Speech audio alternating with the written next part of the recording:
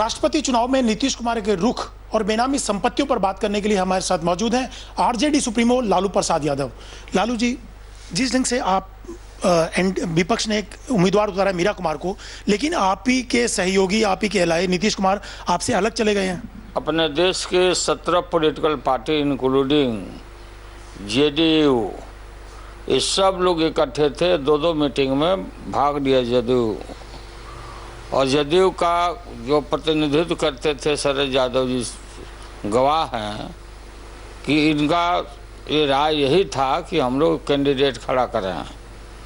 संघ मुक्त भारत का जो नीतीश कुमार जी का नारा है शुरू से, तो इसमें जदयू बिल्कुल तैयार था। पता नहीं एकाएक क्या हुआ इन लोगों को, हम जाएंगे तो बात करेंगे नीतीश कुमार जी से। हुआ क्या? नहीं, हुआ क्या मतलब हमको पता नहीं है कि क्या हुआ।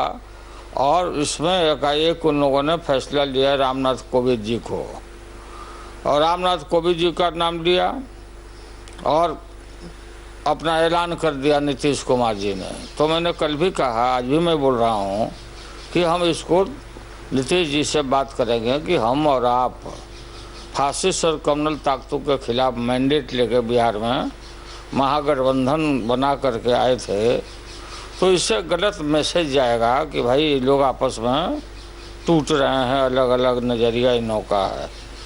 तो कल 17 पॉलिटिकल पार्टी जो अंतिम बैठक थी हम लोग को, तो उस बैठक में अजीत सिंह भी सम्मिलित हुए।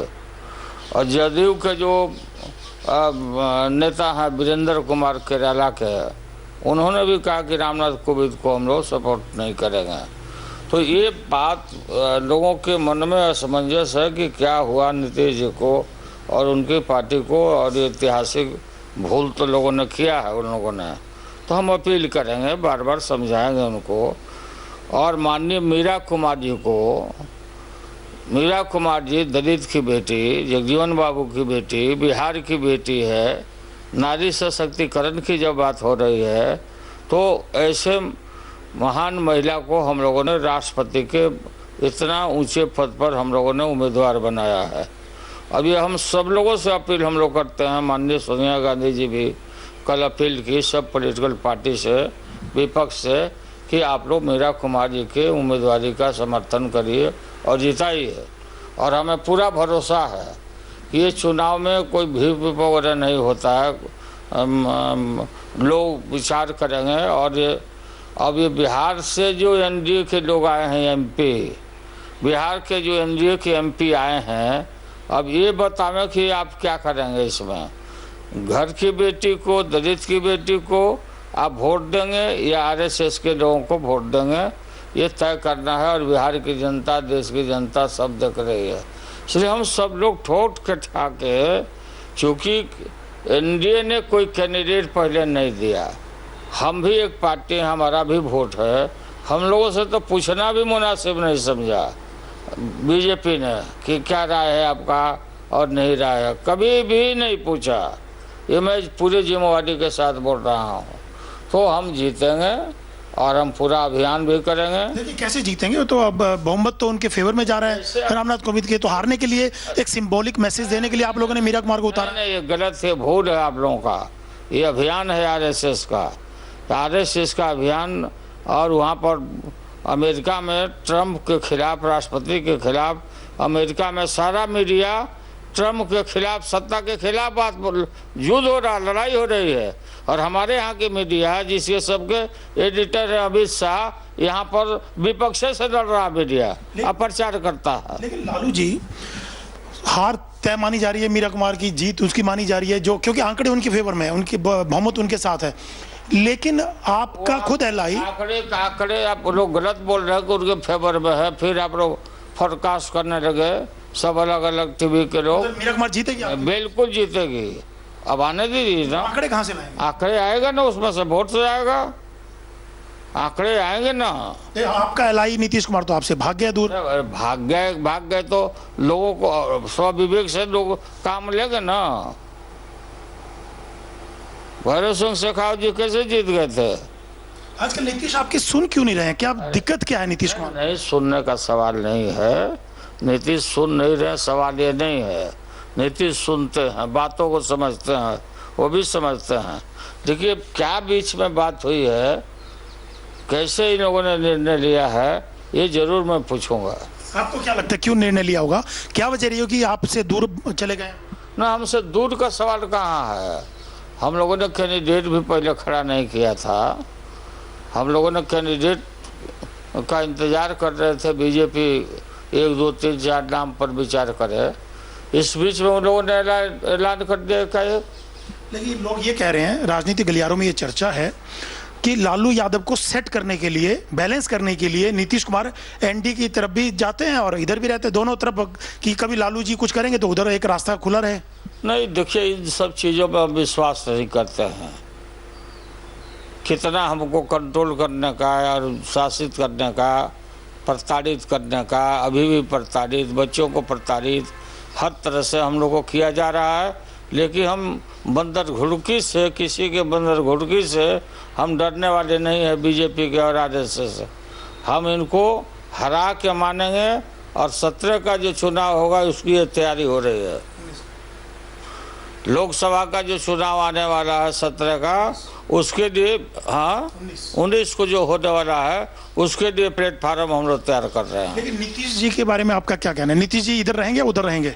नीतीश जी को हम उम्मीद करते हैं कि इधर रहेंगे। विश्वास नहीं है, उम्मीद करते हैं। बीजेपी में नहीं जाएंगे हम, हमारा यही विश्वास है। क्योंकि उन्होंने ही शुरू किया था संघ मुक्त भारत। संघ मुक्त भारत नीतीश जी ने ही, जो हम लोग का राय है कि संघ मुक्त भारत नीतीश कुमार का वही राय है। आपको सेट करने के लिए, आपको बैलेंस करने के लिए तो नहीं है, आपके ऊपर वो करने के लिए? देखो हमारा तो पूरा कॉपरेशन है गवर्नमेंट में। हमारा महागठबंधन के सरकार चला रहे हैं, तो हमारी जिम्मेवारी है और जनता, बिहार की जनता का हम लोग विश्वास दिलाया कि हम एक हो करके अब बिहार का विकास करेंगे, आपके दुख दर्द को दूर करेंगे। तो हमको मैंडेट दिया हम लोगों को जनता ने, और आप जानते हो कि ज़्यादा हमारा सीट रहते हुए नीतीश कुमार को हमने मदद किया, और हमारे तरफ से सरकार में कोई हर्डल नहीं रहता है। लेकिन लालू जी, ये कहा जा रहा था कि 2019 में के लोकसभा चुनाव में नीतीश वर्सेस मोदी होगा, कि जो महागठबंधन है नीतीश को प्राइम मिनिस्टर का उम्मीदवार बना सकती है। लेकिन वो सब बातें तो अब गई, वो तो एनडीए की तरफ ज़्यादा झुकाव हो गया उनका। अब ये तो विपक्ष के साथ रहना चाहिए था नीतीश कुमार जी को। संघ मुक्त भारत की बात उन्होंने की थी और पीएम के कैंडिडेट के रूप में उनको लोग देख रहे थे। लेकिन उनको इन सब चीज़ों को समझना चाहिए, और कोई समय ज़ाया नहीं हुआ है, बर्बाद नहीं हुआ है। हम उम्मीद करते हैं कि नीतीश कुमार सही रास्ते पर आएंगे। लालू जी, एक क्या बीजेपी कोशिश कर रही है कि आपको छोड़ के उनके साथ सरकार बनाए नीतीश कुमार? बीजेपी कोशिश कर रही तो बीजेपी जाने।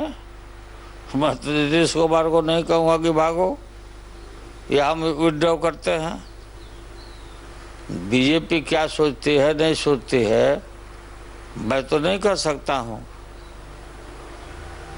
लालू जी, एक सवाल और है। आप आजकल आपके दिन अच्छे नहीं हैं, लोग कह रहे हैं, चारों तरफा घिरे हुए हैं। नीतीश कुमार भी आपको आंख दिखा रहे हैं, उधर इनकम टैक्स का शिकंजा भी आपके परिवार के ऊपर है, चौतरफा घिरे हुए हैं लालू प्रसाद यादव। आपके परिवार की बेनामी संपत्तियों को लेके, सेल कंपनीज को लेके पूछताछ चल रही है, अटैच कर दिया गया। ये तो मीडिया की बात चल रही है। मीडिया या जो भी लोग बोलता है बेनामी, ये सब जुडिस मामला है। इस मामले पर हमारा कोई कमेंट नहीं है। हम ये लड़ना जानते हैं, हम संघर्ष करना जानते हैं, हम सही रास्ते पर हैं, तो हमारा कौन क्या बिगाड़ लेगा। मैं जानता हूँ कि जितने भी पॉलिटिकल पार्टी के लीडर हैं इस देश में, जो नरेंद्र मोदी, अमित शाह के सामने झुक नहीं रहे हैं, उनके ऊपर केस करना, ईडी का केस करना, सीबीआई लगाना, ये सब काम हो रहा है। तो इससे हम लोग डरने वाले कहाँ हैं। पशुपालन का केस बार बार केस में हम लड़ ही रहे हैं। तो इन सब चीज़ों से बंदर घुड़की से लालू यादव नहीं डरता है। हमारे नस में एक भी ड्रॉप खून रहेगा हमारे शरीर में तो भाजपा को, फासिस्ट और कम्युनल ताकत को हम बर्दाश्त नहीं करेंगे और इनको उखाड़ के फेंकेंगे हम। लेकिन ये कहा जा रहा है कि सेल कंपनी बना करके बेनामी संपत्तियां बनाई गई, उनको इनकम टैक्स ने अटैच भी कर दिया लालू जी पूरे परिवार को। इन सब चीज़ों पर हमको कोई कमेंट नहीं करना। मैंने आपको बताया ना, क्या कंपनी हम कंपनी बनाए, दुनिया में देश भर में कौन कंपनी बनाया, क्या होता है नहीं होता है, इन चीज़ों पर प्रॉपर चीज़ का प्रॉपर जगह जवाब दिया जाएगा।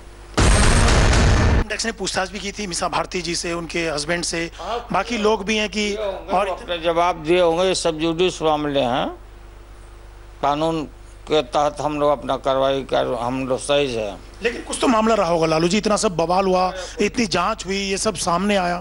कोई मामला नहीं है, कोई मामला नहीं है। अब ये सब चीज प्रॉपर जगह पर हम लोग, कोई मामला नहीं तो ये सब चीजें कहाँ से उठ रही हैं? सुशील कुमार मोदी भी पूरा चिट्ठा लेकर के बैठे हुए हैं, सब डिटेल लेके बैठे हुए हैं। हमारा चल अचल संपत्ति हमारा, शादीशुदा बच्चों को छोड़ करके सारे समूचा पब्लिक डोमेन में है, इलेक्शन कमीशन के सामने है। तो इसलिए इस पर हमको कुछ नहीं बोलना है, कोई कमेंट नहीं देना है। इनकम टैक्स के या जो भी लोग होंगे और जहाँ भी किसी को बुलाएंगे लोग जवाब देगा। लेकिन सुशील मोदी तो हर रोज डिटेल लेकर के, चिट्ठा लेकर के बैठे हुए हैं, कच्चा चिट्ठा कि लालू के परिवार ने इतनी संपत्तियां बनानी, सैकड़ों करोड़ों। कोई 25,000 करोड़ का उसको मैंने कुनमा का संपत्ति है सुशील मोदी का। वो तो सेठ है दिल्ली से कि पब्लिक परसेप्शन तुम यहाँ से खराब करो। मैं कहाँ झुकने वाला हूँ? दूध का दूध और पानी का पानी साफ होकर आ जाएगा सब। लालू जी, एक और आपके ऊपर आरोप लगा था पिछले दिनों, सवाल उठे थे कि अपने इलाज के लिए सरकारी डॉक्टरों को, हॉस्पिटल डॉक्टरों को अपने घर पे तैनात किया, जबकि वहाँ मरीजों को वो सेवाएं नहीं मिली, वहाँ पे मरीजों को परेशानी उठानी पड़ी। इतना दुष्ट लोग है जो प्रचार करता है इन चीज़ों का। ये देखो, हमको करुणानिधि जी के बर्थडे में हमको जाना था, प्रोग्राम भी हम भेज दिया था, लेकिन इतना हाई टेम्परेचर हुआ हमको और इतना बुखार आया और पूरे बदन में दर्द, तो डॉक्टर हमारे जो फिजिशियन है सुरेंद्र बाबू देखे और एम्स जो अपना अस्पताल है, ऑफ टाइम में जो 7 बजे ऑफ टाइम हो जाता है, उस समय डॉक्टर लोगों ने आकर के देखा हमको, और जो ड्यूटी में नहीं थे, ड्यूटी करके आए थे, कोई अपराध नहीं किए थे, हमने कोई गलती काम नहीं किया, और आके हमारे हमको नस में एंटीबायोटिक लिक्विड चढ़ाया गया, जैसे पानी बोतल में चढ़ाया जाता है। फिर पानी ख़त्म हो गया, सील करके वो चले जाते थे और ड्यूटी करके आए हैं।